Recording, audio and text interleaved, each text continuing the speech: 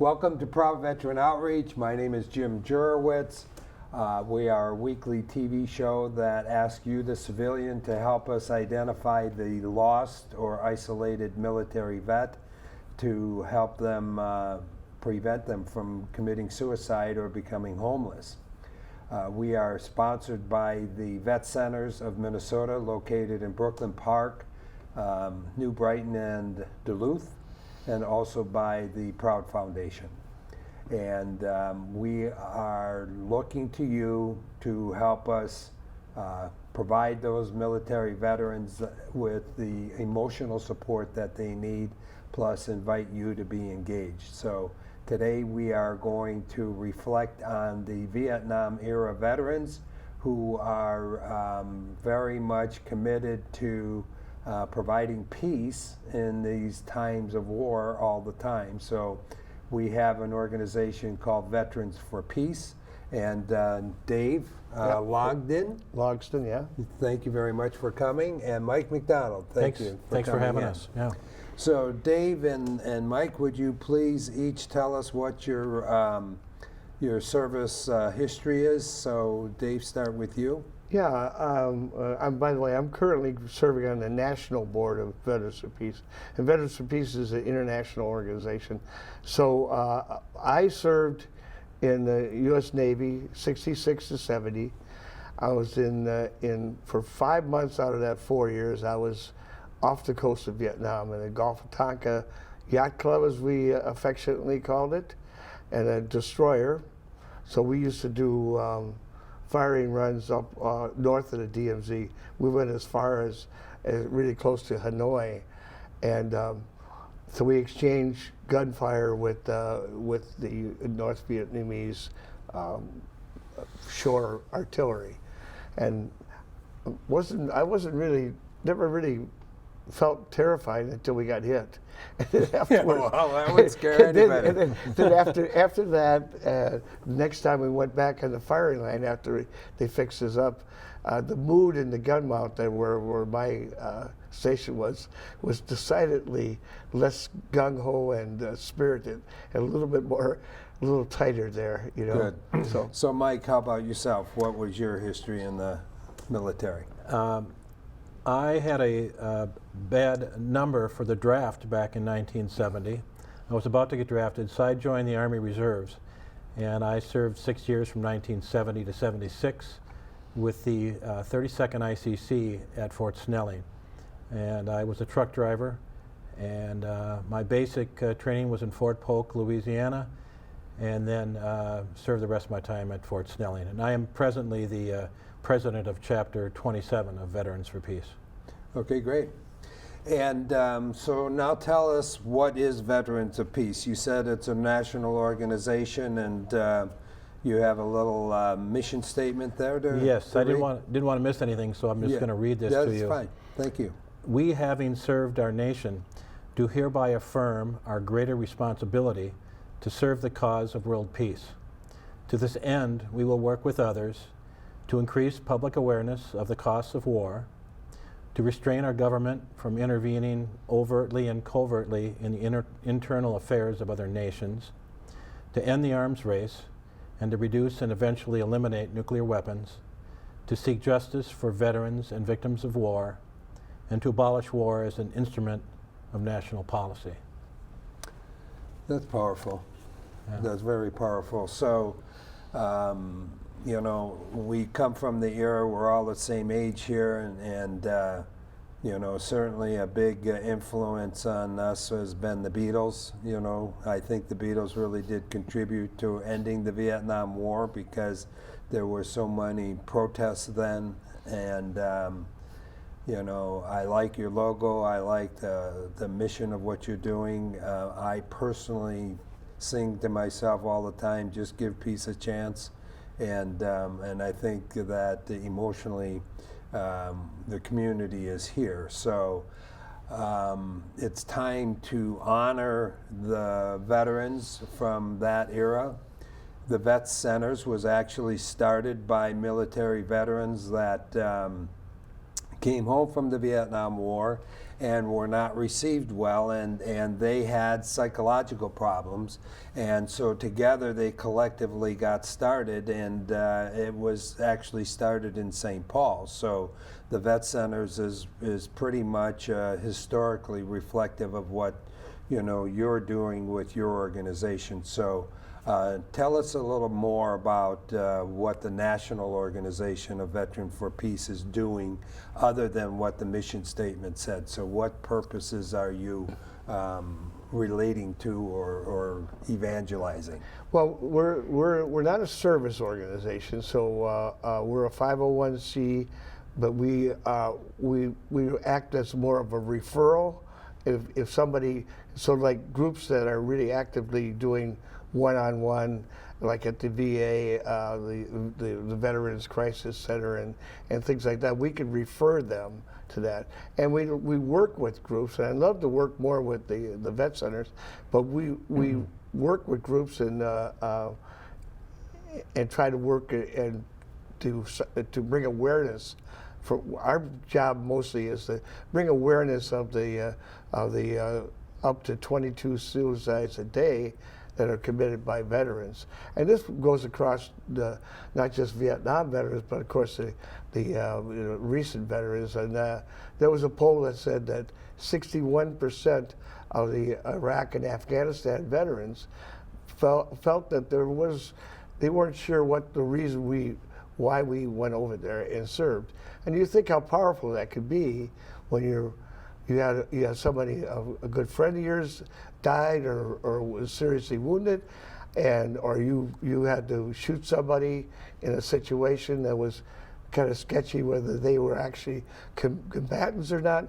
And so you have to deal with that moral injury that you have suffered without and thinking that the bottom line is, well, why were we over there in the first place? So it's a conscientious thing. Yeah, So it is. let's stick a little bit more to the organization. So Okay. if you're a chapter 27 in Minnesota, how many chapters are there across the country? I can't give you a definitive number on that, but like in the upper Midwest was Duluth and Madison, Red Wing has a chapter, Iowa City, No, that's Des Moines. interesting. So there's more than one in the state. Yes, Oh, yeah. I think there's 150 some nationally. Yeah, okay, thanks. Yeah. And where are they headquartered? St. Louis, Missouri. Okay. Yeah. And how many years has it been around? Over 30. Since 80 Vietnam? 1985, I believe it was founded. Mid-80s, yeah. Yeah. So And I think locally it was 87, I think our chapter Yeah, started. 86, 87. So we've been Yeah. over 30 years. We have guys that have been, I haven't been there all 30 years. I've only been active in the local chapter in the last 15, 18 years, since around the turn of the century. When the Iraq War started up, I said, well, I got to get involved. I was retired. And realistically, we're all volunteer group, so we have a limited budget, but most of us are retired. I'm a retired teacher. Mike is a retired teacher. So, do you interact with other military vet groups? There's 45,000 military vet organizations out there. Do you interface with any of the others, or are you Lone Rangers? With the VA issue, we certainly do. We went to the American Legion Convention a couple of years ago and gave out bumper stickers saying "Save our VA."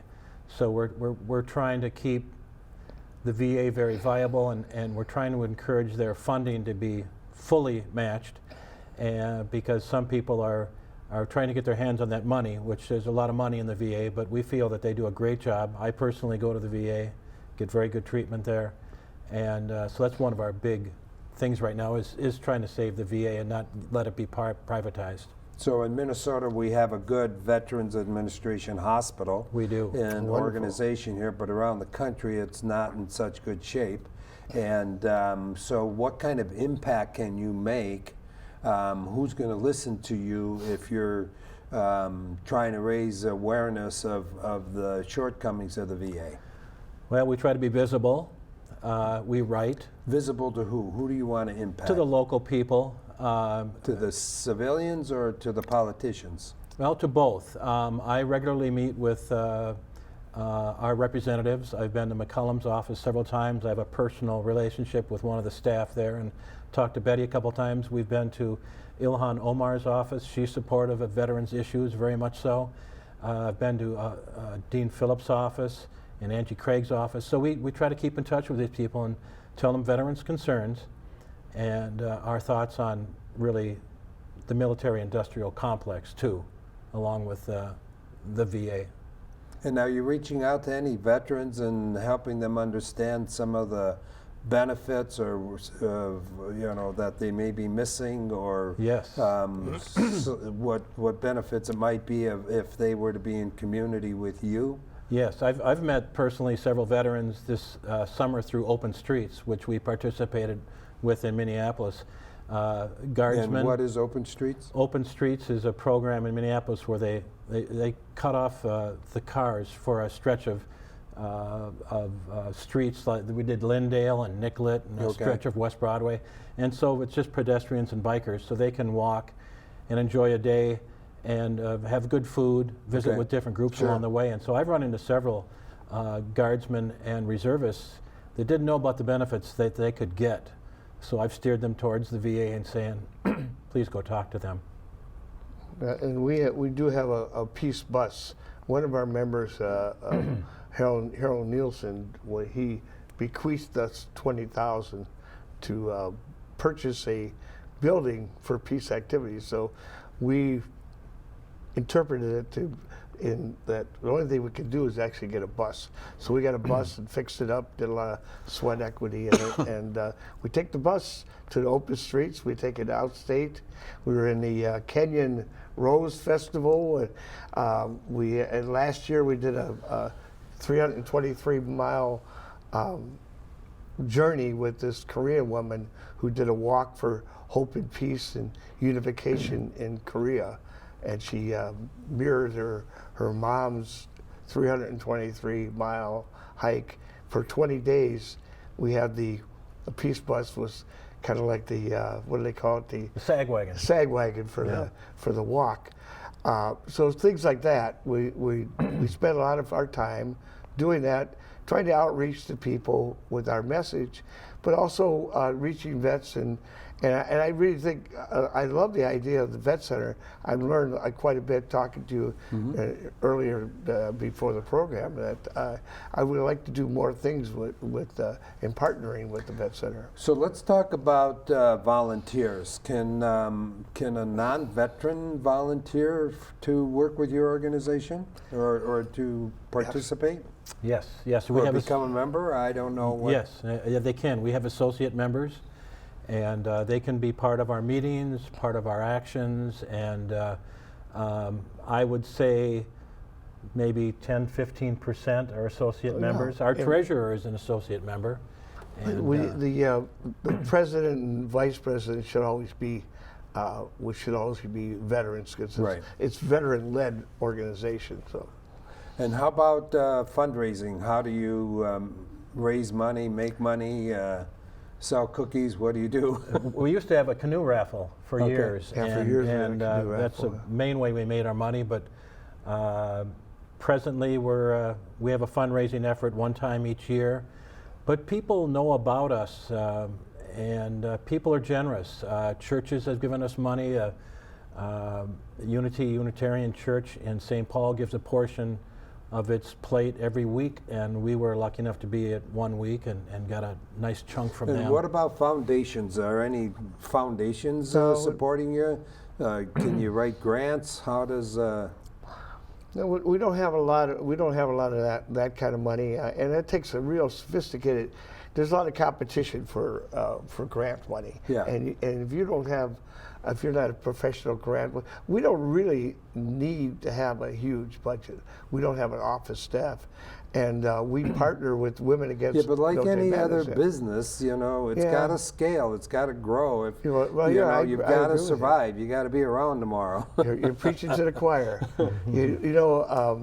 Women Against Military Madness has a paid staff, and they have quite a bit bigger budget than us. So we usually use So their. why is that? Let's talk a little bit about women of military madness. Why is that popular? Are they Well, able you know to what? They're well organized. So right, we need women in this No, we did organization, that. right? Yeah, well, let's face it, you know. But Women Against Military Madness has been around for 30 years, and they really put a lot of time and effort into fundraising, and they have. What they did is they reached up to that level, getting a paid staff and two people that could actually do outreach and grant writing and do things like that. So we don't have that much ambition to do that, to actually do that. So they end up having a paid staff and then try to get it bigger. Because once you get to a certain size, then you start. What happens is nonprofits is that you end up being spending most of your time raising money to keep everybody getting paid, and we'd rather keep it right where it is and leverage our image and opportunities to go on cable access shows and talk about what we do. Oh, yeah, but you also need to incorporate technology to be able to communicate better and make your message stronger. That's an area where people with the grayer, whiter hair have an issue. Well, We it doesn't struggle come with it. whiter than mine, I can tell you that.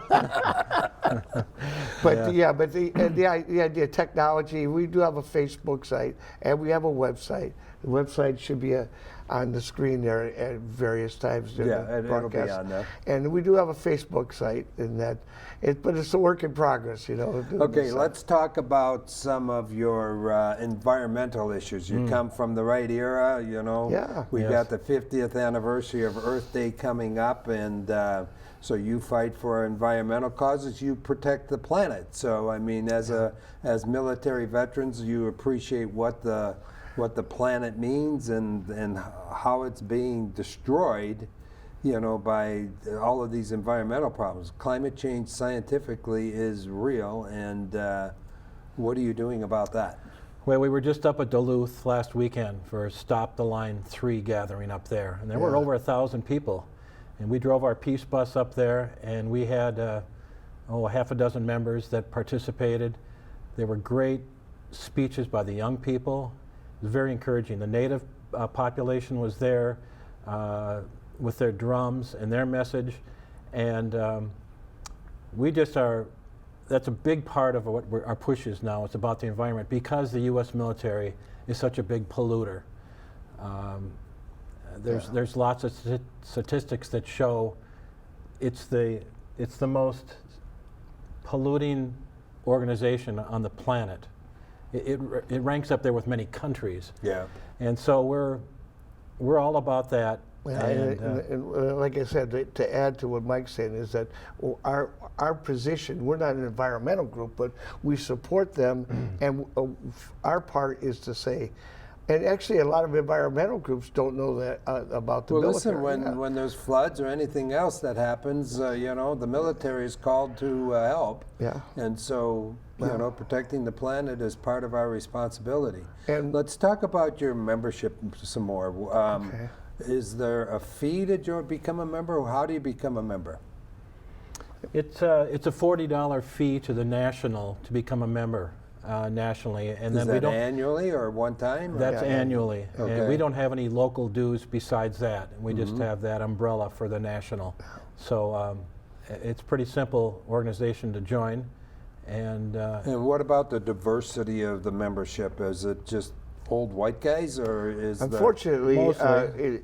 it's predominantly old white guys because you think about it, it's people who have time, they're retired, and maybe they have financial there were resources. a lot of ethnic people in the, Yeah, in no, the it's true. Vietnam War. And you're right, and it's an ongoing situation where if say you're a young, if you're a black veteran or you're a woman veteran or you're a young veteran, or you come to one of our meetings and you see 12, 13 old white guys there, even if we're very welcoming and they actually have a good feeling about they don't feel like this is something like, This is Yeah, where- I don't buy when they into wanna that, hang though. into it. I think you can. You can. You can work it. I have worked You on can it. influence them. No, I mean, we have. I've gone out and had drank a lot of sake with one younger vet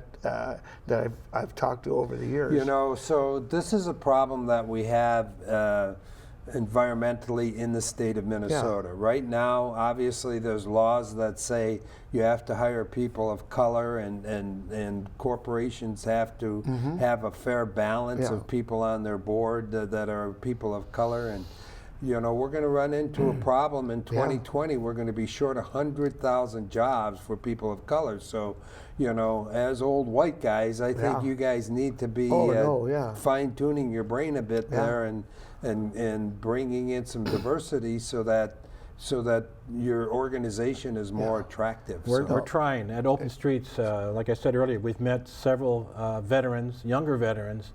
We give them our information, and they're supportive of our message, but their lives are busy. And I it's think under- those women against military madness are going to be, you know, hounding you to get some diversity. You know what? I tell you going. what. Most veteran groups and Women Against Military Madness, they have a harder time.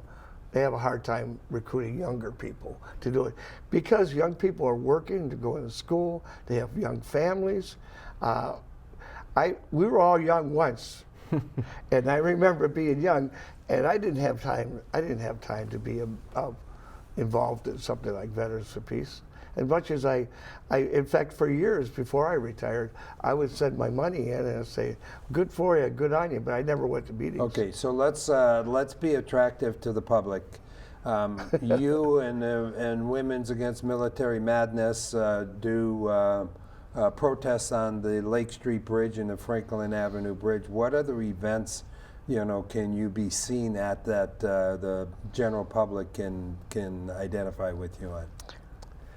There's the anti-war committee is often having like monthly protests, Yeah. and we tend to join them. Typically, it's on Lake Street somewhere. Yeah. So we're available. We're helping